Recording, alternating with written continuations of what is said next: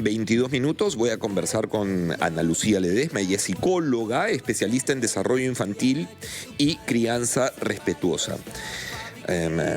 A mí me ha pasado más de una vez, y seguro ustedes, que, bueno, con hijos menores, con niñitos, teniendo hijos chiquititos, que de pronto pues se han activado en el supermercado y hemos sido protagonistas de un berrinche, ¿correcto?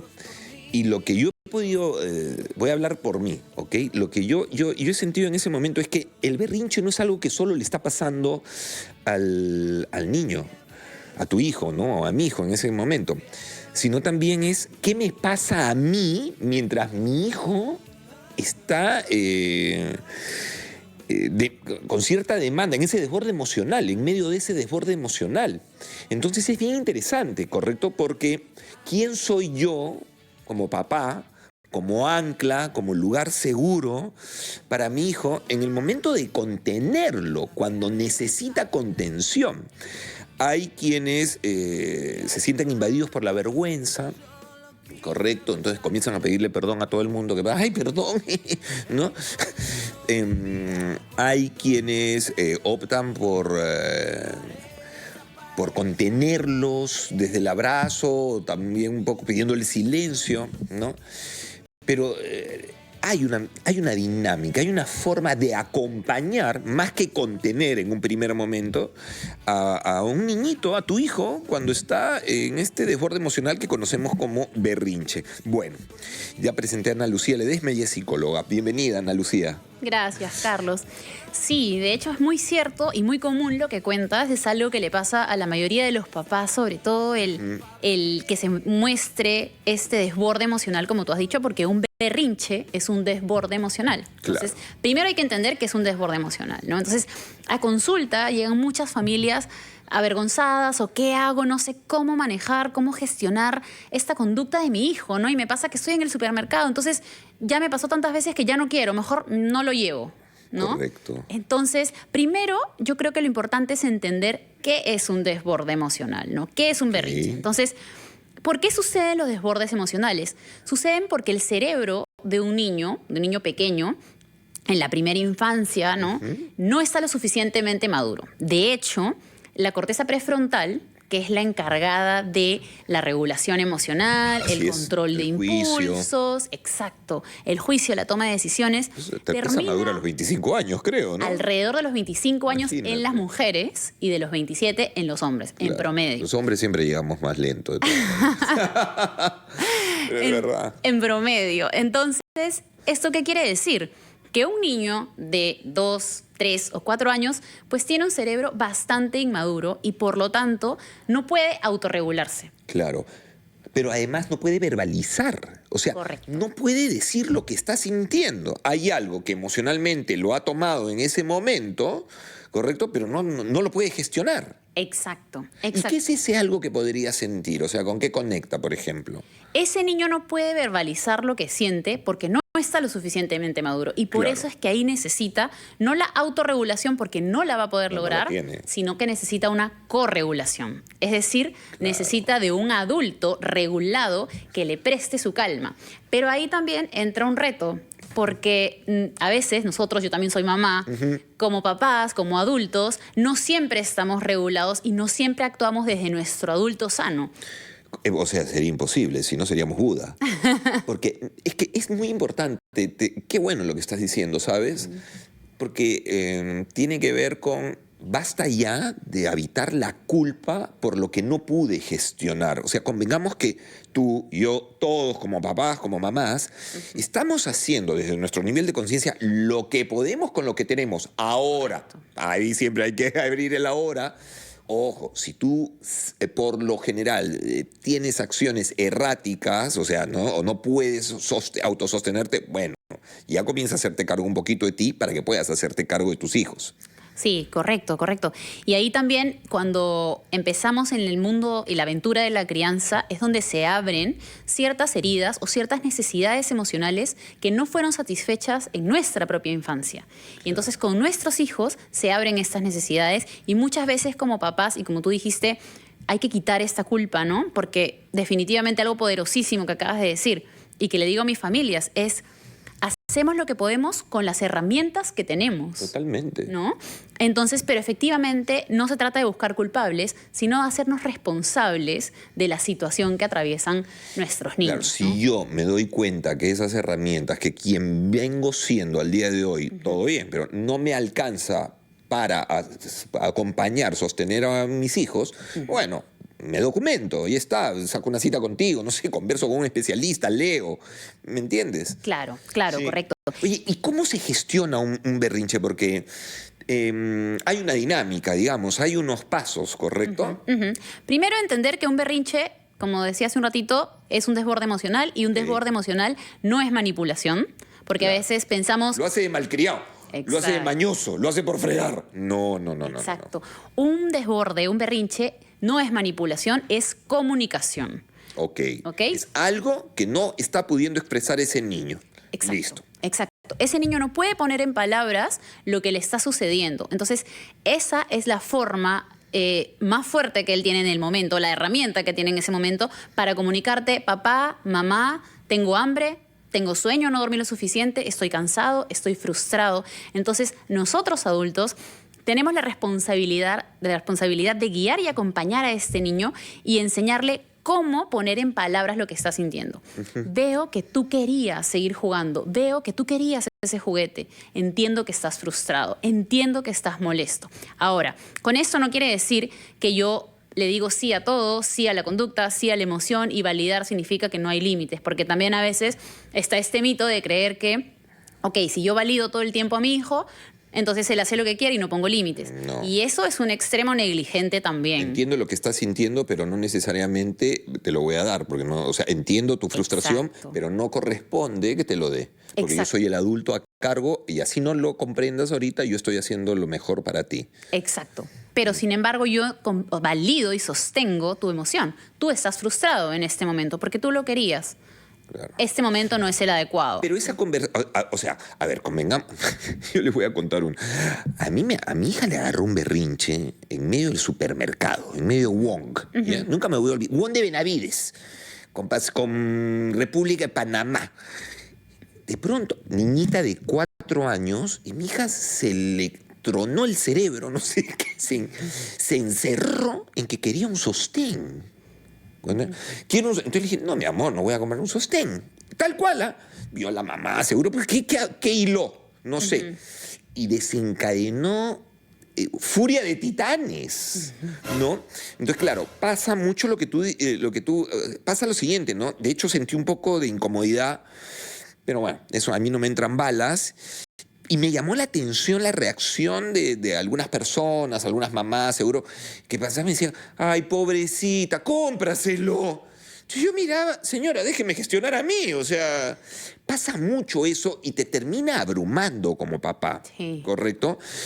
Mi recurso fue a ponerme al nivel de mi hija, o sea, prácticamente me arrodillé, correcto, dejé un poquito que sentía, porque no los puedes ni tocar, eso no te empujan, no me toques, ¿no? Y le dije: mi vida, entiendo que estás molesta, y además hay un timing, digamos, que en un momento como que ya cambia la respiración, ya les baja un poquito y necesitas contenerlos.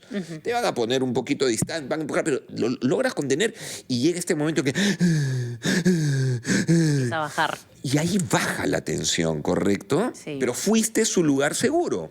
Sí, y algo que dijiste al inicio, ser anclas emocionales. Sí, pues. Porque ese niño en ese momento, esta pequeñita, no puede regularse. Entonces necesita que tu papá o tu mamá seas esa ancla que la regrese a la calma. Y como tú dijiste, hay un periodo en el berrinche, ¿sí?, donde primero no podemos entrar a la parte racional. ¿Por qué? Porque ese cerebro está actuando desde el impulso. Ha tomado el cerebro, olvídate, está inflamado. Es como que si la corteza prefrontal se desconectara. Claro. ¿Ok? Entonces, ese niño está actuando desde el puro impulso. Si yo entro pero te voy a explicar lo que pasa. No, olvídate, además lo exacerbas. Exacto. Lo exacerbas. Ana Lucía, necesito ir al corte y continuamos con el tema, ¿te parece? Excelente. 12 del mediodía con 32 minutos. Ya, te tienen que haber pasado el berrinche, cómo gestionamos un berrinche. Escríbenos al chat en vivo en nuestro canal de RPP Noticias en YouTube, o déjanos un mensaje, un WhatsApp o con 48 minutos. Estoy con Ana Lucía Ledesma, psicóloga, especialista en desarrollo infantil y crianza respetuosa. Y estamos hablando de cómo gestionar los estados de ánimo, digamos, de las emociones de nuestros hijos, en particular los berrinches. Han llegado un montón de mensajes, Ana Lucía. ¿Qué te parece si los vas resolviendo? ¿Puede Buenísimo. ser? Sí, súper. Les escribo desde Piura. Mi hijo tiene 2 años, hace unos berrinches tremendos cuando no le compro lo que quiere en el mercado. Bienvenida, queridísima, eso nos pasa a todos. A veces se tira al piso y grita, berrinche típico. ¿Qué puedo hacer en ese momento sin perder la paciencia? Ok, lo primero ahí es anticipar al niño, ¿sí? Si, por ejemplo, sabemos que vamos a ir al supermercado y que van a haber muchas provocaciones para un niño, como juguetes o como algo que de repente quiere que le compren, un helado. Entonces, desde antes, nosotros tenemos que anticiparle y un poco explicarle cómo va a ser la situación. Vamos a ir juntos al supermercado, vamos a hacer las compras. ¿Qué cosas sí puede hacer el niño? Tú me vas a ayudar a elegir las frutas y verduras que quieres comer, por ejemplo. Darle alguna tarea que él se sienta responsable, ¿ok? Y luego también decirle, lo que no vamos a poder hacer es comprar un juguete, o lo que no vamos a poder hacer es comprarte un helado. De esa manera yo lo preparo, porque los niños pequeños, sobre todo un niño de esa edad, es muy común y esperable y saludable incluso, que tenga berrinches, desbordes. Pero lo que nosotros podemos hacer no es evitar los desbordes, es disminuir la cantidad. Correcto. Y una de esas estrategias es anticipando a los niños. Correcto. Soy Cecilia de Arequipa. ¿Es verdad que los berrinches son una forma de comunicación? Mi hija de 4 años llora mucho cuando le digo que ya no puede ver más dibujos. ¿Eso es normal o algo estoy...? Y ahí entra la culpa, ¿no? O algo estoy haciendo mal. Los mamás, los papás somos súper culposos. Sí, y creo que la culpa es algo que, por más información que tengamos, en algún momento ¡pop!, se va a encender, ¿no? Porque la culpa nos activa con nuestra historia. Exacto. Claro. Bueno, ¿qué le pasa a esta mamá? Obviamente, ¿cómo le puedes dar un centro, ayudarla? Porque claro, le pone un límite a su hija de 4 años, que es la tele hasta aquí nomás, ¿no? Y siempre llora. Ok. Ahí yo primero le haría una pregunta a esta mami, o le haría para que se la haga ella, y es, ¿anticipamos cuánto tiempo voy a poder ver? Nuevamente vamos a la anticipación, claro, ¿no? Pero ahora, le podemos decir a un niño, ok, vas a ver media hora, o cuando ya está por terminar su tiempo, porque también tenemos que tener las rutinas claras y los niños tienen que saber cuánto tiempo yo tengo para ver tele. No es que un día veo 10 minutos, otro día veo 5. No. Si vamos a dar pantallas, tenemos que tener claras las rutinas y los tiempos. Los límites funcionan con la predictibilidad. O sea, correcto. Mientras más predecible, o sea, mientras más sepa el niño, lo pongo en cristiano, mientras más le pintes la cancha a tu hijo, mucho mejor. Exacto, el niño tiene que saber exactamente qué es lo que toca en su día, cuál es la secuencia. ¿Por qué? Porque los adultos tenemos nuestra agenda, el calendar, alarmas, muchas cosas que nos ayudan a anticiparnos y a ordenar la secuencia de nuestro día. Pero los niños están a merced de los adultos. Claro. Entonces no saben qué esperar y en qué momento se termina mi tiempo de tele, por ejemplo, que es mi momento favorito del día, porque sabemos que las pantallas además generan en los niños bastante adicción. Entonces, ¿qué podemos hacer en ese caso? Anticiparle. Por ejemplo, si ya faltan 5 minutos para que se acabe su tiempo de tele, le digo, faltan 5 minutos, pero ¿qué 5 minutos? En la cabeza de un niño 5 minutos es... Cuando el reloj llegue aquí. Correcto, cuando el reloj llegue aquí, un reloj de arena de 5 minutos, algo visual que lo ayude a ordenar y estructurar el tiempo en su cabecilla. Y además a los niños eso les da, comienzas a anclar seguridad. Correcto, Sí. o sea, estructura. Estoy en un espacio donde hay límites, donde hay seguridad, me puedo mover. Exacto, y eso necesitan sentir. Es como si estuvieran en una carretera, ¿no? Y ellos van en esta carretera donde tienen este muro de contención. Entonces yo sé que yo puedo hacer ciertas piruetas, me puedo ir para la derecha, para la izquierda, pero tengo este muro que no me va a dejar desbarrancarme. Totalmente. Esos son los límites. A ver, soy mamá de 2 y me pasa que uno de mis hijos, uy Dios mío, copia el berrinche del otro, o sea, se activa uno y de ahí el otro. ¿Cómo manejo eso sin que se vuelva una cadena? ¿Se lo puede evitar o no? Lo que pasa es que hay algo en el cerebro que se llama las neuronas espejo. Sí, entonces por eso es que hablábamos hace un ratito también sobre qué importante es para acompañar un desborde que nosotros adultos primero nos regulemos para desde mi adulto regulado regular al niño. ¿Por qué? Porque justamente las neuronas espejo lo que hacen es reflejar el estado emocional del otro. Por eso sucede que un niño empieza a llorar, el otro empieza a llorar y la mamá no entra desde la calma, también se desborda. Claro. Entonces ahí lo que tenemos que hacer es el modelado. Para los niños, mostrarles cómo hacer las cosas es mucho más potente que decirles lo que tienen que hacer. Entonces yo necesito modelar con estos dos niños la calma, ayudarlos con estrategias, si son muy pequeñitos, estrategias sensoriales, concretos, que los aterricen y los anclen en el presente y en su cuerpo, para que comience a bajar la intensidad de la emoción. Correcto. También me ponía a pensar que como gestione con el primer niño, digamos, el otro niño está mirando. Y dice, si mi hermano grita y le dan, o cuando llora le dan, bueno, llorar es el camino. ¿No? Exacto. Entonces automáticamente también dirá, bueno, copio la fórmula, me imagino. ¿O no? ¿Puede pasar eso? Sí, por supuesto, por supuesto. A ver, sí, ¿por qué? Lo ibas a explicar, perdón. No, porque finalmente los niños a veces encuentran formas de comunicar sus necesidades que no necesariamente son las correctas, se llaman metas equivocadas. Ok.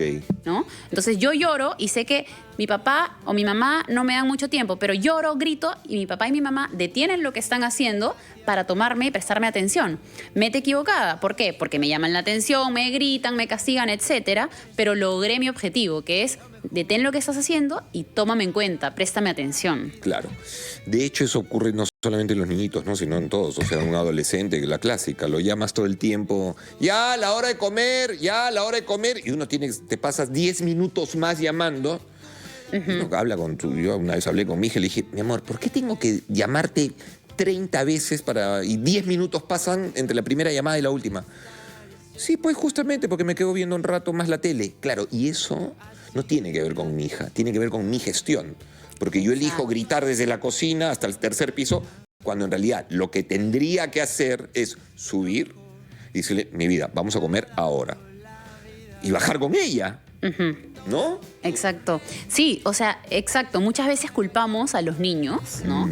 Cuando la responsabilidad, nuevamente no la culpa, sino la responsabilidad es de nosotros adultos. Sí, pues. ¿No? Entonces, exacto, en ese momento nosotros ponemos el límite. Y los límites tienen que ser firmes. Los niños y adolescentes necesitan que los límites sean firmes, pero amables al mismo tiempo. Entonces, yo subo, apago la televisión y le digo, en este momento se acabó, pero para que ese límite también sea respetuoso, yo tengo que haberlo anticipado. Ok. A las 8 se apaga la televisión, por ejemplo, ¿no? Entonces yo a las 8, ya son las 8, voy, apago la televisión, pero 5 minutos más. No, y muchos cometen el error de, pero 5 minutitos más. Pero es que si nosotros rompemos este límite que estamos poniendo, luego los niños comienzan a ganar terreno y nosotros comenzamos también a perder un poco de autoridad. Entonces, a las 8 se apaga. Si ese niño o ese adolescente me llora, se desborda porque yo quería un ratito más, entonces, ¿qué hago? Sí, yo sé, a mí también me encanta ver tele, es mi momento favorito del día, pero ahorita es momento de irnos a comer. Claro. Acompaño la emoción, ¿no? Correcto. Pero me mantengo firme en el límite. Correcto. Interesante eso que dices porque el límite, nuevamente, ¿no? Conversa con la autorregulación. Correcto. Y además, y sobre todo, conversa con la autoridad. O sea, la autoridad no tiene que ver con la cara larga, con el grito, con el manotazo. La autoridad tiene que ver con el respeto de mi palabra, pero además respetándote a ti también porque yo te estoy adelantando el escenario. Tienes un lugar aquí. Exacto. ¿No? Bueno, a ver, desde el Cusco, ¿qué hago si mi hijo solo se calma cuando le doy el celular? Uy, no. Sé que no es lo mejor, pero a veces no hay otra forma. Ok. Y se entiende eso un montón también, ¿no? Sí. Yo, que también soy mamá y lo entiendo. Confesiones de una mamá psicóloga. Sí, yo que decía 0 pantallas porque sé del impacto que tienen las pantallas en el cerebro y en el desarrollo del cerebro de los niños, pero haciendo confesiones, yo también le doy a mi hija de 2 años y medio en algún momento, sí, claro, le he dado pantallas. Entonces, yo creo que no hay que demonizar el uso de las pantallas, pero sí mi recomendación es que las utilicemos como salvavidas, no como herramienta. Qué bueno eso, como salvavidas. ¿Ok? O sea, frente a esta crisis, la voy a desactivar ahorita bajo la promesa, yo como mamá, como adulto, de aprender una nueva técnica para acá, cuando se repite el escenario, ya abordarla con la nueva técnica. Exacto, no como una herramienta cotidiana, como un salvavidas. Entonces ahí tenemos que ver también en esta mami, de repente, qué estrategias le están faltando. ¿no? En estos momentos retadores, ¿qué estrategias le están faltando? De pronto, conexión con su niña. Yo siempre digo conexión antes que corrección, ¿no? Okay. Y también ver en este paralelo si nos estamos yendo muy hacia el autoritarismo o hacia la permisividad y tratar de jalar hacia el medio, que es la disciplina positiva, que es este punto medio entre la permisividad y el autoritarismo, ¿no? Muy bien. Bueno, han llegado un montón de consultas. En honor a la verdad, nos encantaría poder resolver todas, pero es imposible. Ya se acabó el programa. Sin embargo, me imagino que nuestros oyentes podrán conectar contigo en alguna red social. Sí, encantada de que me puedan seguir en Criando con Ani si quieren saber más herramientas. Criando con Ani. Sí, Criando con Ani si quieren saber más herramientas sobre disciplina positiva y crianza respetuosa. Y en mi centro psicológico, que es naya.psicología. Naya.psicología. Criando con Ani en Instagram. Bueno, muy bien. Ana Lucía Ledesma.